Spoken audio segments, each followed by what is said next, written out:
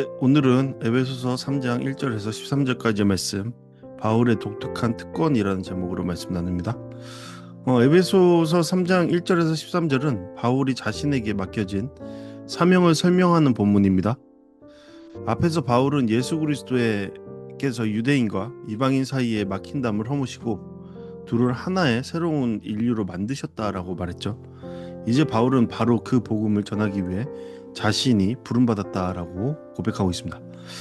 바울은 자신을 그리스도 예수의 일로 너희 이방인을 위하여 갇힌 자라고 소개하고 있죠. 그는 감옥에 있었지만 자신의 상황을 단순히 로마 제국의 정치적 억압으로만 보지 않았습니다. 바울은 자신의 고난까지도 그리스도의 주권 아래 있는 것으로 이해했습니다. 그리고 그 고난은 이방인들에게 복음이 전해지는 과정에서 생긴 일이었습니다. 이 본문의 핵심은 비밀인데요. 여기에서 비밀은 감추어 두고 아무도 모르게 하는 신비한 지식을 말하는 것이 아닙니다. 비밀은 하나님께서 오래전부터 품고 계셨지만 이제 그리스도 안에서 드러나신 구원의 계획을 말하는 겁니다. 그 비밀은 이방인들이 복음으로 말미암아 그리스도 예수 안에서 함께 상속자가 되고 함께 지체가 되고 함께 약속에 참여하는 자가 되었다라는 겁니다. 네, 이러한 비밀을 나타내는 오늘 말씀 함께 살펴보시겠습니다. 바울은 1절에서 자신을 갇힌 자라고 말하죠. 인간으로 보면 그는 로마의 감옥에 갇힌 자였습니다. 그러나 바울은 자신을 단순히 로마의 죄수로 보지 않았습니다. 그는 그리스도 예수에 갇힌 자라고 말하고 있습니다. 이것은 바울이 자신의 삶과 고난을 그리스도의 주권 안에서 해석하고 있다라는 뜻입니다. 바울이 갇힌 이유는 이방인에게 복음을 전했기 때문이죠. 그는 유대인과 이방인이 그리스도 안에서 하나가 되었다라는 복음을 전합니다. 그러나 당시 유대인들에게 이것은 받아들이기 어려운 말이었죠. 그들은 이방인과 자신들 사이에 분명한 구분이 있어야 한다라고 생각했습니다. 그런데 바울은 그리스도의 십자가로 그 담이 무너졌다라고 선포하고 있습니다. 그래서 그는 고난받게 되었습니다. 2절과 3절에서 바울은 자신에게 하나님의 은혜의 경륜이 주어졌다라고 말하고 있습니다. 여기서 경륜은 하나님께서 맡기신 사명 혹은 하나님께서 이루어 가시는 구원의 계획을 뜻하는 겁니다. 바울이 이 일을 자기 능력으로 얻은 것이 아니라 은혜로 받았다라고 고백하고 있죠. 바울은 스스로 이방인의 사도가 되려고 작정한 것이 아니라 하나님께서 그에게 이 사명을 맡기신 겁니다. 곧 하나님께서 부르신 것이다라는 것이죠. 3절부터 6절까지는 비밀이라는 단어가 중심이 되는데요. 바울이 말하는 비밀은 감추어진 종교적인 지식이 아닙니다. 인간의 지혜로는 알 수 없었지만 하나님께서 이제 계시하신 구원의 계획입니다. 잘 이해하셔야 됩니다. 많은 이단들이 우리 비밀 알고 있는데 너한테 알려줄게 라고 하면서 접근하죠. 성경에서 말하는 바울이 말하는 비밀은 바로 이방인들도 그리스도 안에서 하나님의 백성이 되었다라는 사실입니다. 곧 복음 그 자체죠. 6절은 이 비밀을 아주 분명하게 설명하고 있는데요. 이방인들이 복음으로 말미암아 그리스도 예수 안에서 함께 상속자가 되고 함께 지체가 되고 함께 약속에 참여하는 자가 되었다라는 것입니다. 여기서 함께라는 말이 매우 중요한데요. 이방인은 유대인들보다 낮은 위치에 있는 손님이 아니다라는 겁니다. 그들은 그리스도 안에서 똑같은 상속자이며 같은 몸의 지체이며 같은 약속에 참여한 사람들이라는 겁니다. 네, 예수 그리스도를 통해 벽이 허물어지고 우리가 모두 그러한 자리로 인도받았다라는 것을 말하고 있는 겁니다. 이것은 단순히 이방인도 구원받을 수 있다라는 말보다 깊은 말이죠.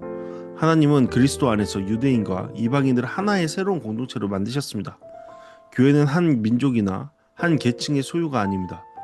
교회는 그리스도 안에서 서로 다른 사람들이 한 몸을 이루는 새로운 인류, 새로운 가족입니다. 네, 그곳에 벽은 없고 차별도 있을 수 없는 것입니다. 7절에서 바울은 자신이 이 복음의 일꾼이 되었다라고 말하죠. 그러나 그는 이것도 자신의 자격이나 능력 때문이라고 말하지 않습니다. 하나님의 은혜의 선물에 따라 된 일이라고 고백하고 있죠. 바울에게 사명은 자랑거리가 아니라 은혜였습니다. 그는 복음을 전하는 일을 특권으로 여겼지만 동시에 그것이 자신에게서 나온 것이 아니라 하나님께서 주신 선물임을 알았습니다. 네, 하나님의 질서 안에서 각각의 부르심을 받은 자의 모습으로 나아가게 된다라는 것을 생각해 볼 수 있죠. 네, 바울은 그 자리로 부름받았다라는 겁니다. 하나님의 질서 안에서요. 8절에서 바울은 자신을 모든 성도 중에 지극히 작은 자보다 더 작은 자라고 표현합니다. 이것은 단순한 겸손의 말이 아닌 것이죠. 바울은 과거에 교회를 박해했던 사람이었음을 기억하는 겁니다. 그래서 그는 자신이 복음의 일꾼이 된 것을 당연하게 여기지 않았습니다. 그는 자신 같은 사람에게도 은혜를 주셔서 복음을 맡기신 하나님께 깊은 감사를 가지고 있었죠. 바울에게 맡겨진 사명은 측량할 수 없는 그리스도의 풍성함을 이방인에게 전하는 것이었습니다. 그리스도의 풍성함은 인간이 다 헤아릴 수 없는 것이죠. 그 안에는 죄사함, 하나님과의 화목, 새로운 생명, 하나님의 가족됨, 성령 안에서의 공동체, 장차 받을 영광의 소망이 모두 포함되는 겁니다. 복음은 단지 죄책감을 덜어주는 소식이 아니라 그리스도 안에 있는 풍성한 생명으로 우리를 초대하는 소식이라는 것이죠. 9절에서 바울은 이 비밀의 경륜을 모든 사람에게 드러내는 것이 자신의 사명이라고 말하고 있습니다.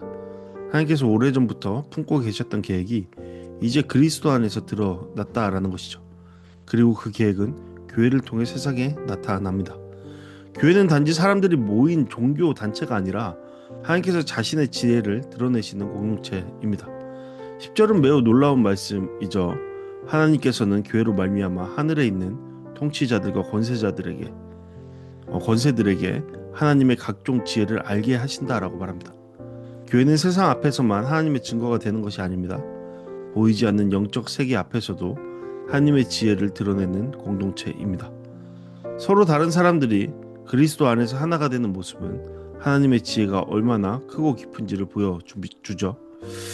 11절과 12절은 이 모든 일이 우연이 된 것이 아니라고 말하고 있죠. 이것은 하나님께서 영원부터 그리스도 예수 안에서 예정하신 뜻이다 라고 말하고 있습니다.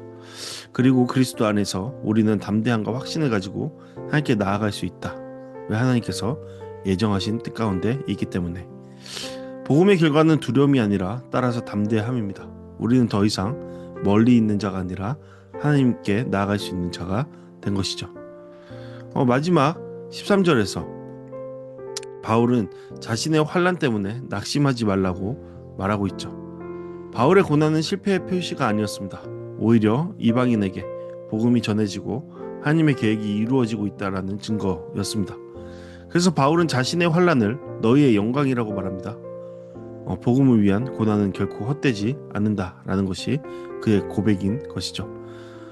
네, 우리에게도 이러한 고백이 있었으면 좋겠습니다. 네, 고난을 따라서 살아가라. 그건 아닙니다. 네, 복음을 따라 하나님의 부르심을 따라 살아가는 우리 되기를 바랍니다. 하나님께서 예정하신 그 자리에 서서 하나님을 기뻐하고 하나님을 예배하는 우리가 되기를 간절히 소망하는 바입니다. 이 시간 다같이 오늘 말씀을 통해서 함께 묵상하길 바랍니다. 하나님께서 오늘 말씀을 통해서 교회의 의미를 다시 보게 하시죠. 교회는 단순히 예배를 드리는 장소가 아닙니다. 교회는 하나님께서 오래전부터 계획하신 새로운 인류입니다. 그리스도 안에서 서로 다른 사람들이 함께 상속자가 되었고 함께 지체가 되었고 함께 약속에 참여하는 공동체를 이루게 되었습니다. 이것이 바로 교회죠.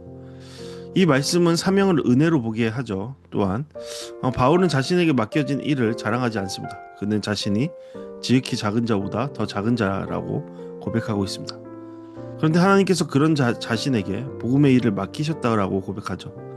우리에게 맡기신 섬김도 마찬가지입니다. 사명은 나의 능력을 증명하는 자리가 아니라 하나님의 은혜를 드러내는 자입니다. 네, 이러한 말씀의 뜻에 따라서 우리 생각해 볼 수 있죠. 하나님이 바울에게 계시하신 비밀은 무엇인가 생각해 볼 수 있습니다. 나는 그러한 비밀을 가진 교회를 하나님의 계획의 중심으로 바라보고 있는가 생각해 볼 수 있죠. 또한 우리의 공동체는 화해와 연합을 보여주고 있는가도 생각해 볼 수 있습니다. 그리고 하나님은 오늘 나를 어떤 사명으로 부르시고 계신가 또한 생각해 볼 수 있죠. 네, 이러한 묵상에 대해서 질문에 대해서 답해보는 우리들 되기를 바랍니다. 네, 이 시간 다 같이 오늘 말씀을 통해 함께 기도하는 시간 갖도록 하겠습니다. 첫 번째, 하나님의 비밀인 교회를 더욱 사랑하게 하소서. 두 번째, 그리스도 안에서 하나됨을 이루게 하소서. 세 번째, 교회를 통해 하나님의 지혜와 영광이 드러나게 하소서. 네, 이러한 제목으로 함께 기도하시겠습니다.